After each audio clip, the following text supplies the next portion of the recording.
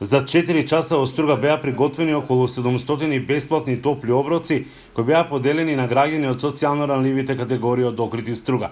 На иницијативата на стружанецот Никола Петрески се приклучија вкупно 9 готвачи, а некои допатуваа од Скопје, Кавадарци и Валандово. Мислам дека ова акција што ја спроведуваме сега, мислам дека ќе прерасне и во другите градови исто вака. Планирам да си проложам исто така после акцијава, нема да застанеме, значи пак понеделник, среда и петок ќе ги делам јас, додека се приклучи некоја фирма или компанија приватна што ќе ги покрие другите денови. А се почна од еден скромен кубан гест на Никола, кој со неколку оброци неделно се обидува да им помогне на оние на кои тој им е најпотребно.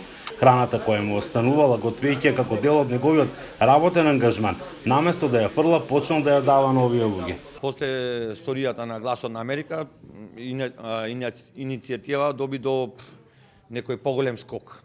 За присутните готвачи ова бил голем предизвик. Сите одвоевме време кој можеше да дојде. Од Сдруженијето Шефс Охрид од Охрид дојдовме тројца представници. Со ковидов многу се расшири, се порасна бројот на социјално загрозени лица и се надеваме дека ќе дадиме све од себе за да придонесиме комунитарно. Па со Никола исконтактираме за сета случка. За нас кувајата возбудливо за да помогнеме на ранливи категории. За 3 до 4 часа се вкупно изготвено. Па има плескавица, има ориз, пире, копањ со надкопањ, риба. Потребните намирници беа обезбедени со помош на општината Струга и приватни фирми од градот. Се одлучивме да донираме затоа што имаме доста загрозени семејства што не може да си допуштат топол оброк.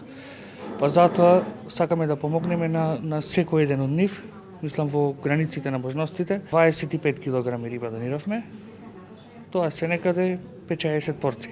Тоа секој заслужува да има еден топол оброк во денот, да биде секој да биде добро најаден. Првите топли оброци со помош на Црвениот крст беа дистрибуирани до жителите на ромската населба во Струга. Од Струга за Гласот на Америка, Мики Трајковски.